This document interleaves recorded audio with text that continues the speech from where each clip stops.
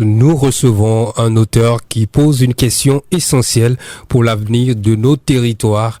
Et si nos communes se réinventaient? À travers cet essai, l'écrivain et analyste Biova Nestor Ouinson propose une réflexion profonde sur la gouvernance locale au Togo.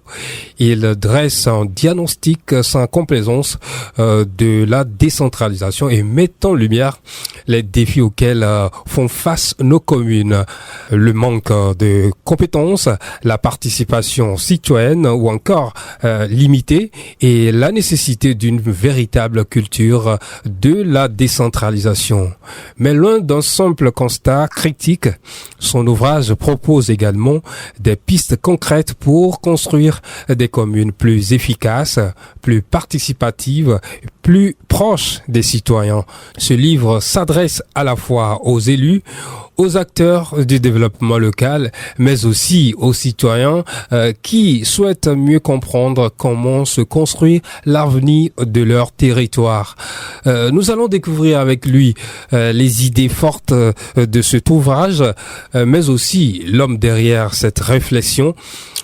Bonsoir et bienvenue dans notre émission, Monsieur Biova Nestor Ouinson. Merci beaucoup, Monsieur Antoine Tété Omeni, pour l'opportunité. Ouais. Comment ça se passe chez toi?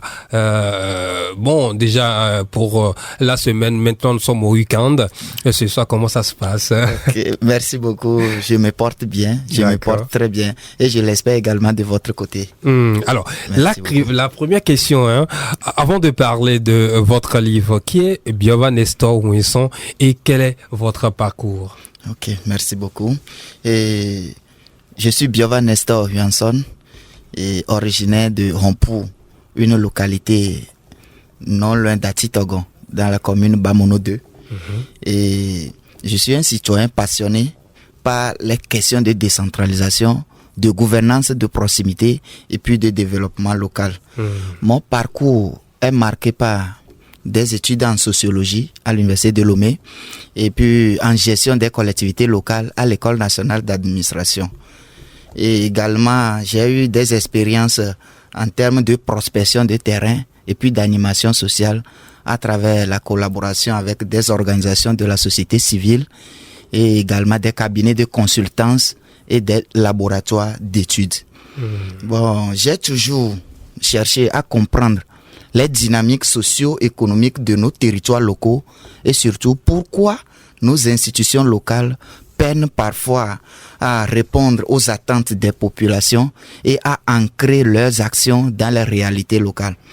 Donc, ce livre est le fruit de cette volonté de mettre en mots les réalités vécues et quelques pistes d'amélioration possibles. J'allais dire, pourquoi avez-vous décidé d'écrire sur la gouvernance locale et la décentralisation? Ok, aujourd'hui, la question de décentralisation et de gouvernance locale est un enjeu de développement. Et si on le constate très bien, depuis les élections locales de 2019, les communes représentent l'espace de proximité où se vivent les réalités quotidiennes des citoyens, notamment en termes d'accès aux services de base. Pourtant, dans des contextes donnés, ces entités locales restent parfois déconnectées des aspirations des citoyens et on assiste quelquefois à la crise de la confiance entre ces institutions et les habitants. Et ce qui se traduit par la méfiance et le désintérêt des habitants. Voilà. Et on n'est pas sans savoir que si la gouvernance locale est défaillante, c'est toute la vie quotidienne qui en souffre. Et j'ai voulu interroger ce système pour voir ce qu'il y a, ce qui se fait, ce qui ne marche pas et proposer quelques pistes pour stimuler l'intelligence collective, voilà. Notamment pour une participation active et durable dans nos communes. Oui, d'où la question fondamentale. Et si nos communes se réinventaient? Bon, ce titre, c'est un cri d'alarme lancé à tout le monde, à tous les acteurs, à toutes les parties prenantes, pour que chacun, à son niveau, prennent conscience de ce qu'il y a aujourd'hui et puis voir dans la mesure du possible ce qu'il peut faire pour contribuer à la transformation de nos territoires. Oui, j'allais dire, pourquoi avoir choisi une interrogation plutôt qu'une affirmation? Ok, bon, une affirmation aurait été un discours clos ou soit incantatoire. Voilà. Par contre, bon, une interrogation pourrait interpeller, obliger, quelquefois, pour réfléchir ou bien à s'engager, ou bien à prendre position pour la réalisation de l'intérêt local. Donc, dans votre analyse, vous évoquez une décentralisation parfois en trompe-œil. Et que voulez-vous dire par là concrètement? Ok, la décentralisation territoriale suppose de prime abord l'existence d'un cadre juridique solide. C'est ce cadre juridique qui crée les institutions. Si je parle des institutions, il s'agit au Togo 2 niveaux de décentralisation, les régions et puis les communes. Et définit leurs modalités d'organisation et de fonctionnement, et ainsi que l'exercice du contrôle de légalité. Ensuite, cette idée de décentralisation fait intervenir le transfert des compétences ainsi que des ressources pour exercer pleinement ces compétences-là. Enfin, il y a aussi des principes sur lesquels se repose cette décentralisation, notamment la libre administration, l'autonomie et puis la participation citoyenne. Cependant, dans la pratique, qu'est-ce que nous voyons? Les communes sont proclamées autonomes, mais leurs moyens financiers et puis les capacités techniques peinent souvent à être au rendez-vous avec les besoins réels sur le terrain. Et quelquefois, on assiste à l'enchevêtrement ou bien au chevauchement des compétences au niveau des échelons de gouvernance. Et maintenant, si les élections locales de 2019, bien sûr, avaient restauré les communes comme acteurs de premier plan au niveau du développement local ou bien de la proximité, on n'est pas sans savoir que ces élections n'auraient pas encore arrivé à effacer dans l'imaginaire collectif, bien sûr, les lourds héritages de la centralisation. Voilà ce qui m'a poussé tout à fait à écrire sur la thématique. Je comprends. Selon vous, encore, pourquoi la décentralisation peine-t-elle encore à produire des résultats visibles pour les citoyens? Ok. À cette question, c'est un peu sur 2 aspects. D'accord. Et quand bien même il y a des défis majeurs à relever aujourd'hui, il y a quelquefois des avancées notables. Il y a plusieurs choses qui sont faites et des efforts. Oui. Le gouvernement a fait des efforts, des communes ont fait des efforts. Il y a des réalités visibles et des réalisations visibles qu'on peut toucher du doigt. Maintenant, en termes de défis, c'est le manque de ressources financières. Les communes souffrent tellement en termes de finances locales et pour pouvoir réaliser les projets. Plusieurs communes dépendent seulement de la subvention de l'État à travers le fonds d'aide aux collectivités territoriales, le FACT. Également, il y a la capacité technique. Plusieurs communes n'ont pas des techniciens, les ressources humaines qualifiées pour pouvoir assurer la gestion ou bien le pilotage du territoire. Voilà quelques défis. Et aussi la participation citoyenne, l'implication des citoyens dans la vie communale, dans la vie locale. Voilà quelques défis. Comprends. Oui, alors, parce qu'il y a absence de culture de décentralisation. Les gens n'arrivent pas encore à comprendre la quintessence de la décentralisation, en fait. Oui. Et vous parlez aussi d'un défi de compétences chez certains élus locaux. Comment peut-on corriger cette situation? Ok, les élus locaux sont choisis par le peuple, c'est-à-dire sont venus par élection. Oui. Et une fois en fonction, ils doivent faire face à la gestion du budget communal. Et il y a également les projets pour piloter les projets, mobiliser les acteurs et puis animer les équipes et dialoguer avec les citoyens ainsi que des partenaires. Voilà. Et cependant, ces compétences ne peuvent pas s'improviser. Et du coup, à travers cet ouvrage, j'ai proposé la formation et le renforcement de capacités continues de ces élus-là.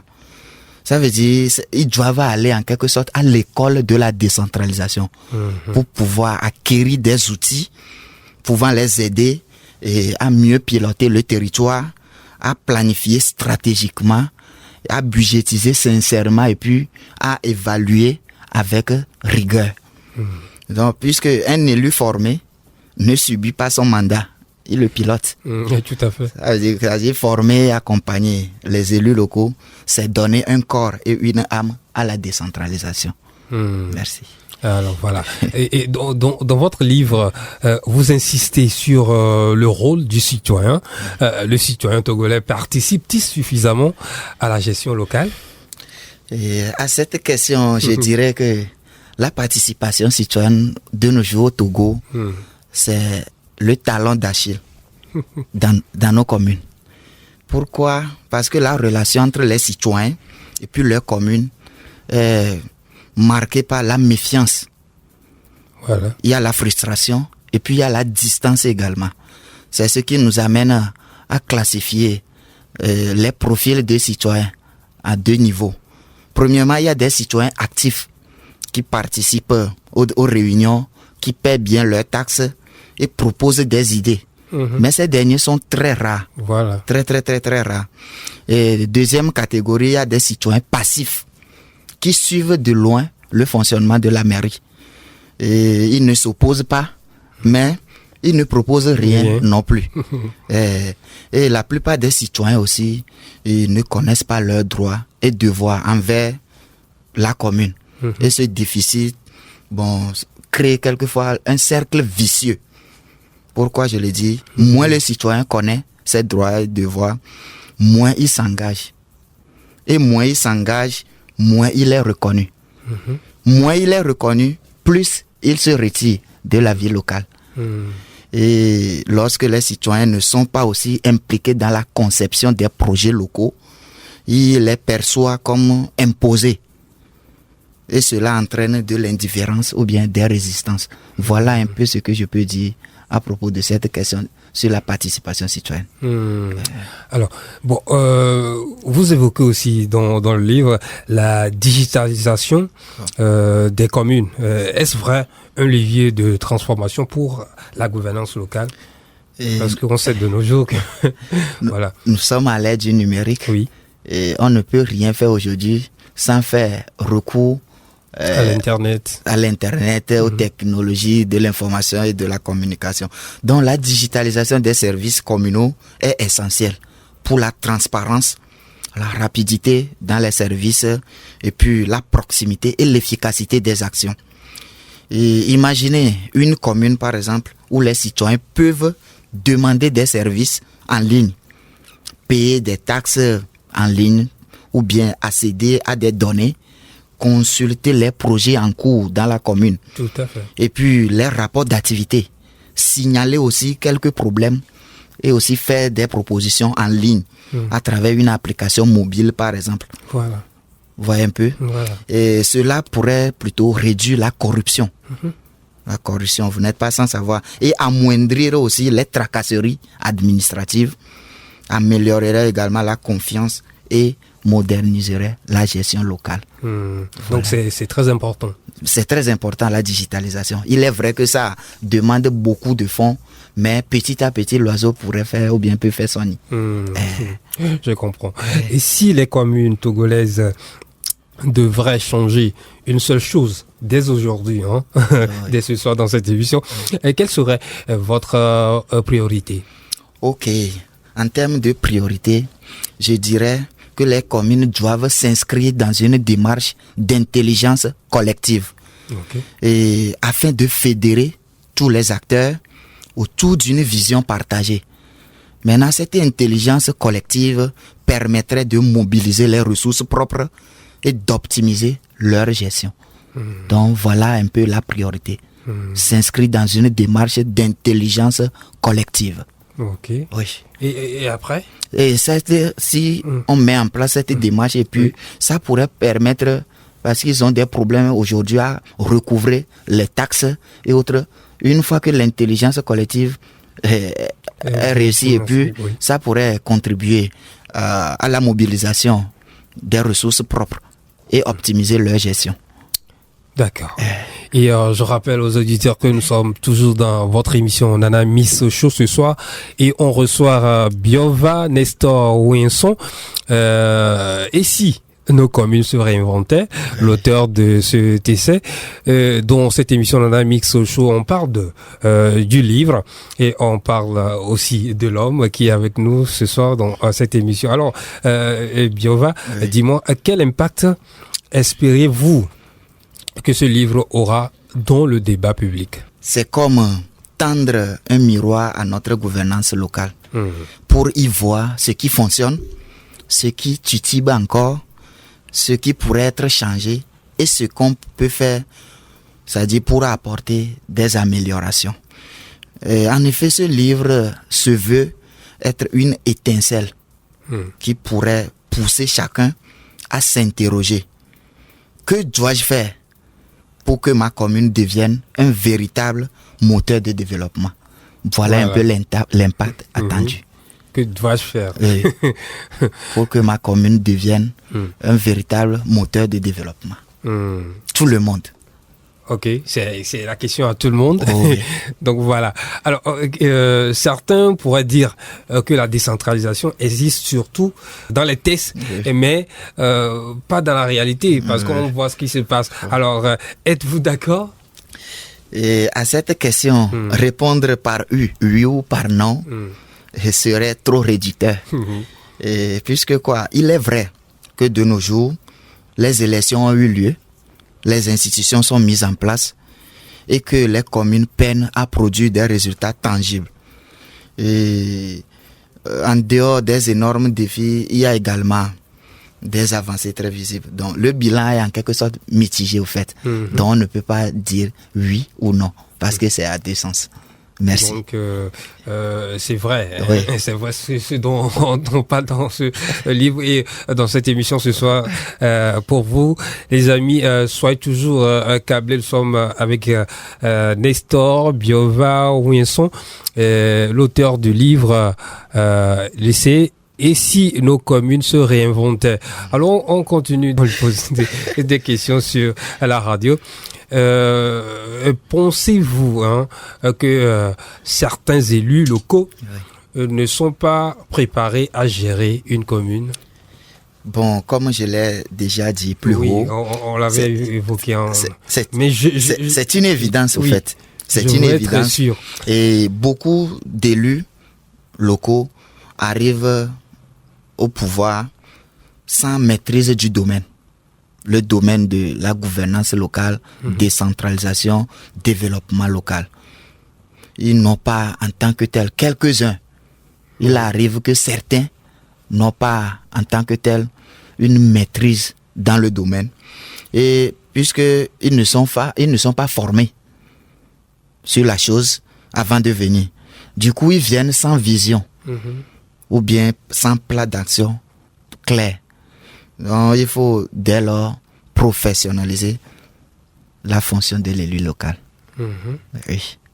Et bon, par rapport à la population, et la population qui critique souvent les communes, mais les citoyens jouent-ils vraiment leur rôle? Pas suffisamment. Je l'aurais déjà présenté.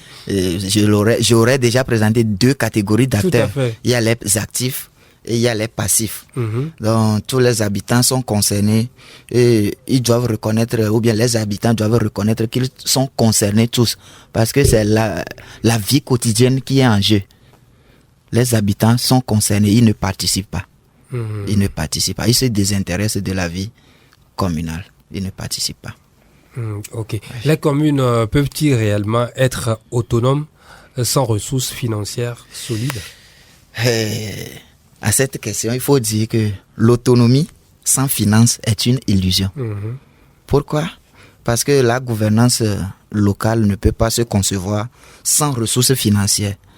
En ce sens que, bon, les projets de développement, par exemple les services publics, tout repose sur la capacité de la commune à mobiliser, à gérer et à investir.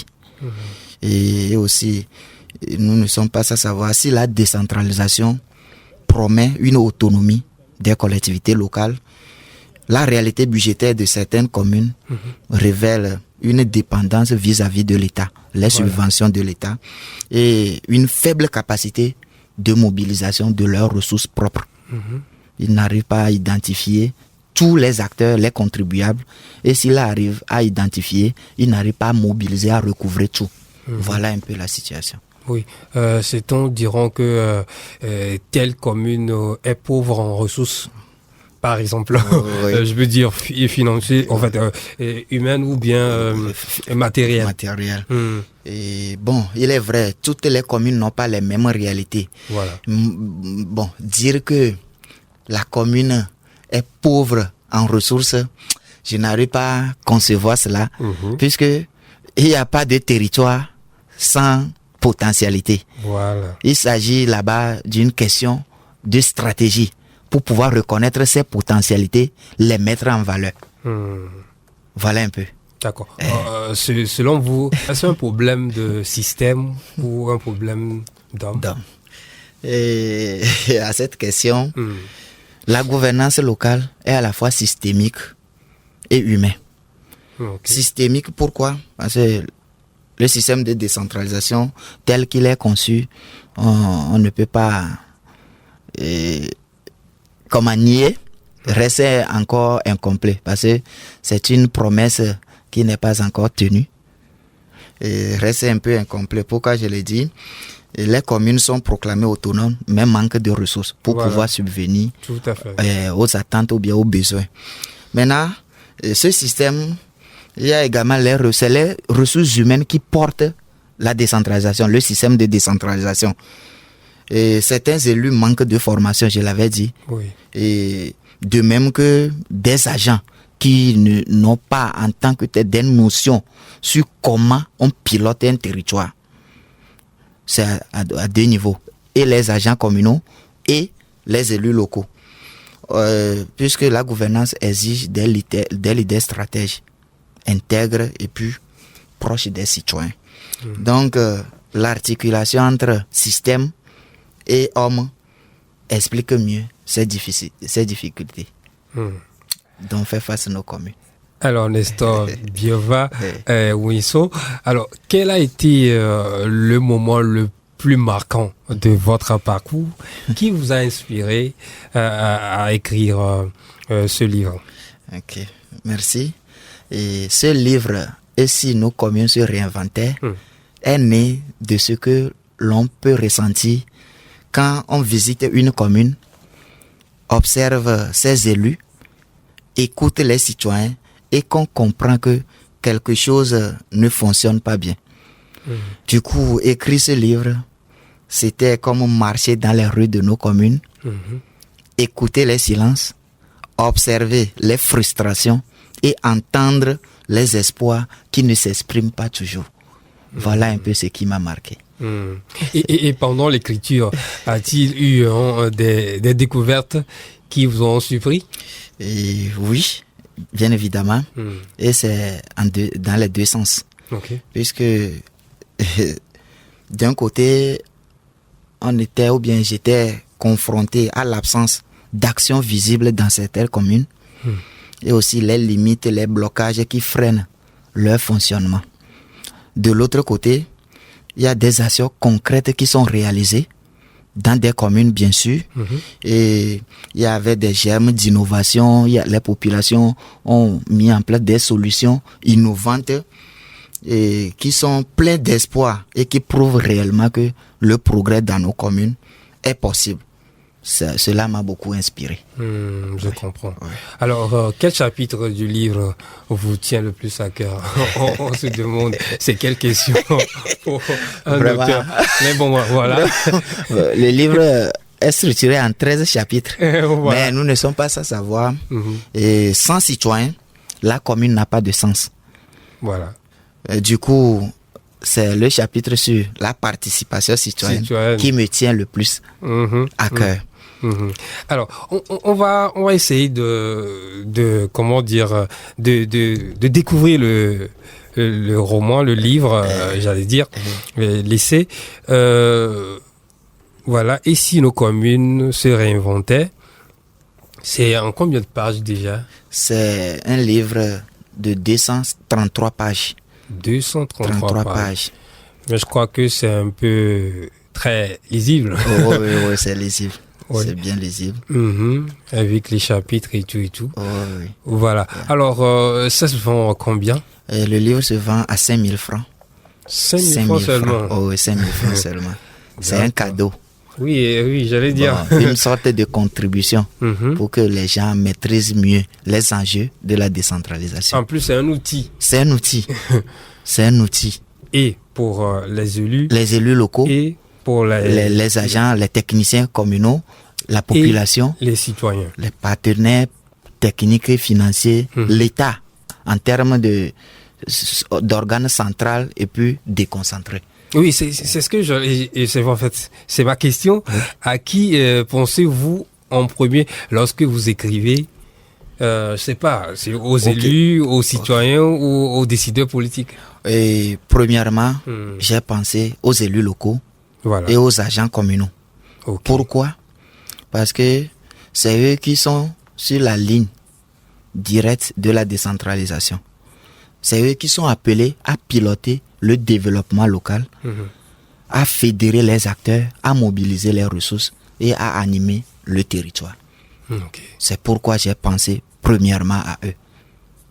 C'est eux qui sont concernés. Il y a beaucoup de stratégies, beaucoup de pistes dans le document à chaque niveau qui peuvent vraiment aider nos élus locaux, nos agents communaux. Et ce livre, l'essai qui se vend à 5 000 francs seulement, on peut le trouver où? Et pour le moment, ce livre ne se trouve pas dans des points de vente, mais d'ici très peu, ça sera disponible. Mais pour le moment, les gens peuvent contacter le 92 10 75 55. 92 10 75 55 pour avoir leur exemplaire. Et on dit aux bonnes volontés qui nous écoutent en ce moment ou bien qui nous suivent de se manifester. Le numéro est donné. On peut encore le donner si vous voulez. 92 10 75 55. Alors, quel message personnel souhaitez-vous transmettre à la jeunesse togolaise à travers cet ouvrage? Il y a quelque chose aujourd'hui qu'on ne peut pas nier. Les communes sont le premier espace où le citoyen rencontre l'État et où la vie quotidienne se joue. Maintenant, si ces communes échouent, c'est toute la société qui vacille. Mais si elles réussissaient, elles deviennent des moteurs puissants du développement national. Donc je lance à travers cet ouvrage, et si nos communes se réinventaient, un appel vibrant à la jeunesse togolaise qui doit comprendre que notre avenir est intrinsèquement lié à la manière dont nos territoires locaux sont pilotés aujourd'hui. La bonne gouvernance ne viendra de nulle part. Elle viendra de nous, de notre engagement, de notre volonté à devenir acteurs et non spectateurs du processus et à proposer des solutions innovantes. Donc, si nous ne nous intéressons pas à la gouvernance locale, nos voix ne compteront pas et d'autres décideront à notre place. Voilà un peu ce que je peux dire à mes frères et sœurs. Merci. Merci beaucoup, monsieur Biova Nestor Winson, d'avoir été notre invité ce soir. Votre ouvrage « Et si nos communes se réinventaient » nous rappelle que le développement local ne dépend pas seulement des institutions, mais aussi de l'engagement des élus, des citoyens et de tous les acteurs du territoire. Un livre qui invite à réfléchir, mais surtout à agir pour construire des communes plus efficaces, plus transparentes et plus proches des populations. Alors, merci encore pour votre disponibilité et pour cette réflexion qui alimente le débat sur l'avenir de nos territoires. Alors, un mot? Ok, merci beaucoup pour la parole. Et je voudrais profiter de l'occasion pour remercier toute l'équipe technique de Nana FM pour l'opportunité, principalement vous, merci. Monsieur Antoine Tété Omeni. Je voudrais également remercier la maison d'édition qui m'a beaucoup accompagné dans l'édition et la publication de cet ouvrage, les éditions Triomphe, et personnellement à son directeur, Monsieur Komi Agboibo. Et je remercie également le préfacier, celui qui a eu l'honneur de me préfacer l'ouvrage. Il s'appelle Dr Raoul Viseho Afania Kosugbagba. Je le remercie sincèrement pour ses relectures. Et mes collègues ou bien camarades de l'École nationale d'administration, gestion des collectivités locales, principalement à mon confrère de tous les temps, Monsieur Sylvestre Bright Yambouré, et puis les élus locaux et les agents communaux avec lesquels j'ai eu à interagir dans le cadre de la rédaction de ce livre. Je remercie également la famille, les amis. Merci beaucoup. Merci encore pour l'opportunité. En tout cas, si on ne cite pas un nom, sachez qu'ils vous remercient tous, Nestor, ce soir dans cette émission. Alors on se dit à très bientôt parce qu'il y a un truc qui se prépare aussi. Je ne sais pas si c'est un roman ou bien c'est un essai, mais ça se prépare activement. Donc allez, bon, je ne sais pas si tu as les comptes sociaux. Oh oui. Alors, on peut trouver sur Facebook, Biova Nestor. Oui, sur Facebook. Oui, Facebook. Et quoi encore? C'est seulement Facebook. C'est alors, Facebook. Donc, allez sur Facebook et cherchez Biova Nestor Winson et avec le livre dont nous avons parlé ce soir dans cette émission. Et si nos communes se réinventaient. Alors, on se dit à très bientôt sur la radio.